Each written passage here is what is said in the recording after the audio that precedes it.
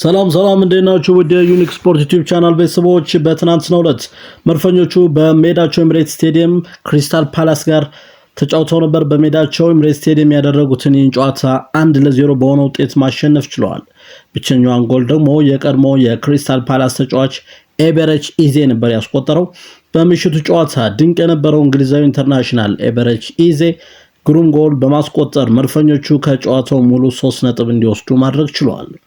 ኤቤሬቺ ኢዜ በአርሰናል ማሊያ ያስቆጠራት የመጀመሪያዋ ጎል ሆና ተመዝግባለች። የምሽቷ ጎል በ9ኛ ሳምንት የፕሪሚየር ሊጉ ጨዋታ ማንቸስተር ሲቲ እና ሊቨርፑል ሽንፈት ማስተናገዳቸውን ተከትሎ አርሰናል ከሁለቱ ክለቦች ጋር ያለውን የነጥብ ልዩነት ያሰፋበት ሳምንት ሆኖ ተመዝግቧል።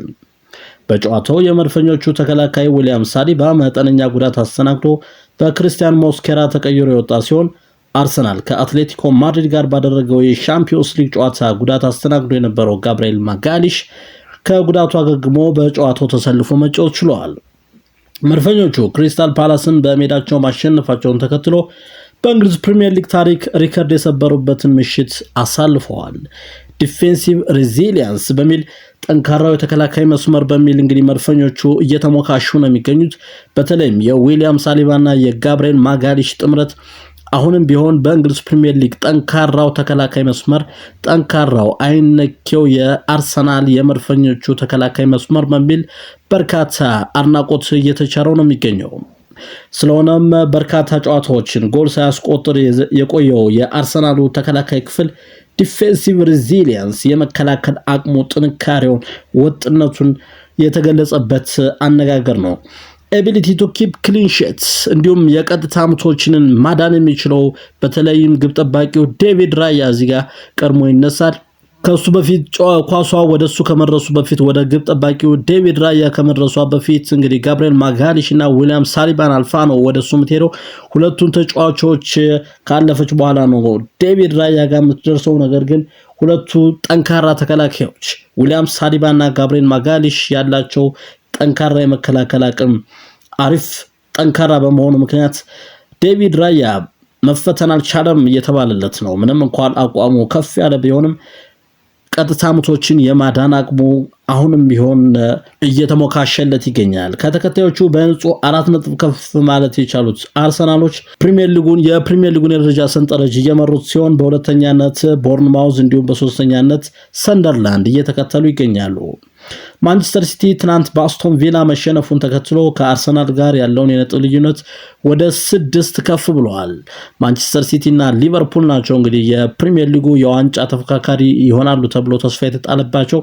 ነገር ግን በ9ኛው ሳምንት የእንግሊዝ ፕሪሚየር ሊግ ጨዋታ ቼልሲን ጨምሮ ማንቸስተር ሲቲ፣ ሊቨርፑል ሶስቱም ነጥብ የጣሉበት ሳምንት ነበር። 9ኛው ሳምንት የእንግሊዝ ፕሪሚየር ሊግ ጨዋታ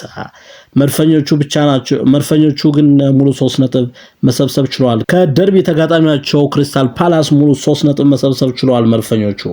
ይህን ተከትሎ ከሊቨርፑል ጋር ያላቸውን የነጥብ ልዩነት ወደ 7 ማስፋት ችለዋል መድፈኞቹ። የለንደን ደርቢው መድፉ በስኬት ማጠናቀቅ ችሏል ማለት እንችላለን። ዊሊያም ሳሊባ እና ጋብሪኤል ማጋሊሽ ያሳዩት ጠንካራ የመከላከል ሪከርድ በፕሪሚየር ሊጉ አንደኛ የተባለለት ሆኗል።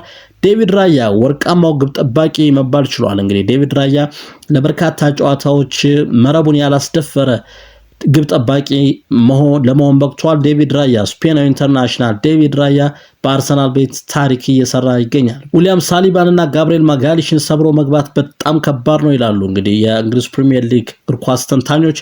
ዊሊያም ሳሊባ እና ጋብሪኤል ማጋሊሽ በተለይም በ2025-26 በያዝነው የውድድር ዓመት ያላቸው ጠንካራ አቋም የሁለቱን ጥምረት ሰብሮ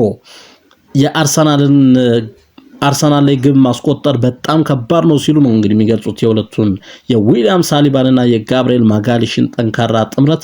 ይህን ድል በውድድር ዓመቱ ካሳካዋቸው ድሎች ትልቅ ቦታ የሚሰጠው ነው ሲል ደግሞ አሰልጣኝ ሚኬል አርቴታ ከክሪስታል ፓላስ ሙሉ 3 ነጥብ ከሰበሰበው ጨዋታ በኋላ በሰጠው ጋዜጣዊ መግለጫ ተናግሯል። አሰልጣኝ ሚኬል አርቴታ ከጨዋታው በኋላ በነበረው ፕሬስ ኮንፈረንስ ይህ ድል በጣም ጣፋጩ የውድድር ዓመቱ ድሌ ነው ሲል ነው የገለጸው።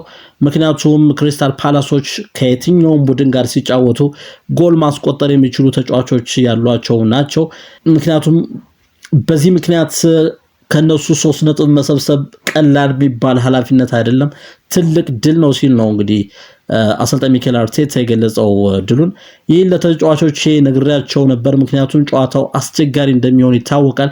ምክንያቱም ክሪስታል ፓላስ ጠንካራ ተጫዋቾች ያሉበት ስብስብ ነው።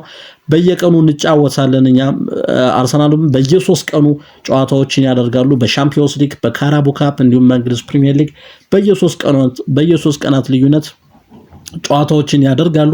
ስለዚህ ከሻምፒዮንስ ሊግ ጨዋታ ነው የመጡት አርሰናሎች እንደምናስታውሰው ከአትሌቲኮ ማድሪድ ጋር በኤምሬትስ ስቴዲየም ያደረጉትን ጨዋታ 4-0 ካሸነፉ በኋላ ነው ወደዚህ የፕሪሚየር ሊግ ጨዋታ ደግሞ ከክሪስታል ፓላስ ጋር ወዳደረጉት የፕሪሚየር ሊግ ጨዋታ የተመለሱትና ጠንካራ ፉክክር ጠንካራ አቅም ያለው ቡድን ነው የምንገጥመው ሲል አጽንኦት ሰጥቶ አስጠንቅቋቸው እንደነበር ነው አሰልጣኝ ሚኬል አርቴታ ከጨዋታው መጠናቀቅ በኋላ በፕሬስ ኮንፈረንሱ የተናገረው።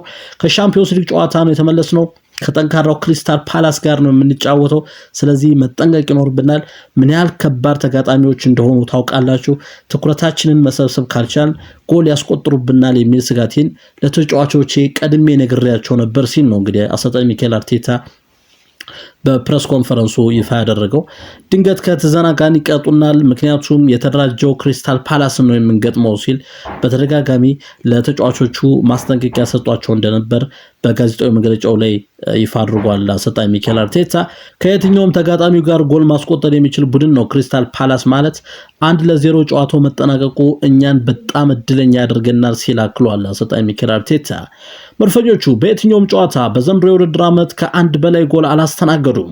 ይህ ቀላል የሚባል ሪከርድ አይደለም። በእንግሊዝ ፕሪሚየር ሊግ ታሪክ ከአንድ ጎል በላይ ሳያስተናግዱ በርካታ የውድድር ዓመቱን ጨዋታዎች ማድረግ ቀላል ሪከርድ አይደለም።